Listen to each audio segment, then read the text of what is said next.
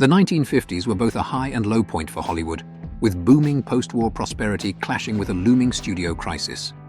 As TV ownership skyrocketed, the big studios lost their grip on movie theaters and resorted to gimmicks like Cinerama and 3D to lure audiences back.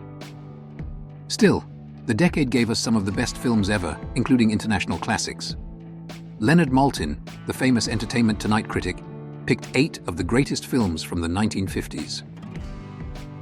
Vertigo is Hitchcock at his best, a psychological thriller that pulls you in and never lets go. James Stewart delivers an unforgettable performance as a retired detective who's developed a fear of heights, only to find himself falling for the wife of an old friend while unraveling a surreal mystery. The film's ending is classic Hitchcock, intense, unexpected, and the perfect capstone to a movie many rank among the greatest ever made. Despite only scoring nominations for Best Art Direction and Best Sound, Vertigo deserved to sweep the Oscars. The 1950s featured a number of fantastic musicals, with Seven Brides for Seven Brothers rising above most because of its vibrant colors and great choreography. The film belongs to Jane Powell as Millie, a woman who marries into a family with 7 high-strung brothers who all live under the same roof. The musical numbers are all showstoppers, and even if musicals aren't your thing, this highly entertaining film will win you over. The film won an Oscar for Best Original Score. Often imitated, never duplicated, Seven Samurai is the classic tale about a group of warriors hired to protect a village's crops from bandits. One of 2 of the director's films on Maltin's list, the film capped Kurosawa's early period of work, which would continue for another 40 years. More classic films were to come, but Seven Samurai is arguably the most famous film in his stellar career.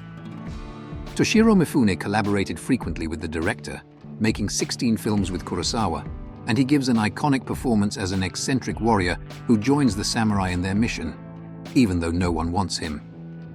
The film earned 2 Oscar nominations for art direction and costume design. Famed Swedish director Ingmar Bergman's most celebrated film is a surreal exploration of the meaning of life and the impending finality of death.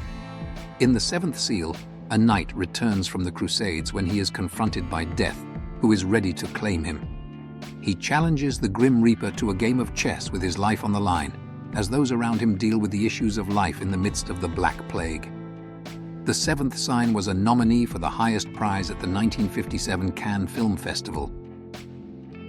Watching Singin' in the Rain is like mainlining pure joy. Director Stanley Donen's musical comedy has the right dash of romance and plenty of wry inside jokes about the movie industry. Gene Kelly plays a silent age movie star, Donald O'Connor plays his musician friend, and Debbie Reynolds is a chorus girl that Kelly falls for. All are trying to transition to talking pictures. The trio has a number of elaborate classic song and dance numbers that look absolutely effortless. The genius of Billy Wilder was never more apparent than in Some Like It Hot, a comedy featuring Tony Curtis and Jack Lemmon as a couple of musicians on the run from the mob after they witness the St. Valentine's Day massacre. They dress in drag and join an all-women band to hide out, where they both meet and fall in love with Sugar, Marilyn Monroe, in an iconic performance. With insanely clever dialogue, the hilarious script hasn't aged a day. Lemmon earned a Best Actor Oscar nomination, and Wilder was nominated for Best Director. Alfred Hitchcock's wonderfully intense Strangers on a Train features a deliciously devious performance by Robert Walker as Bruno Anthony, a sociopath who kills the estranged wife of Guy Haynes, a tennis player he meets by chance on a train. It's part of a sinister plot Bruno has planned, and the film builds to an unforgettable finale set on an out-of-control merry-go-round. The film earned an Oscar nomination for Best Cinematography. Sadly, Walker would die less than 2 months after the film's premiere from a bad reaction to medication. Gloria Swanson's unforgettable turn as Norma Desmond is the beating heart of Sunset Boulevard, where she plays a fading Hollywood star clinging to dreams of a comeback. William Holden co-stars as a struggling screenwriter who thinks he's found his meal ticket in Desmond, but her unraveling mental state dooms them both. What starts as a seemingly cheesy melodrama quickly reveals deeper themes, with Wilder exploring greed, money, and the desperate need for validation. Swanson's final scene is one of the most iconic endings in film history.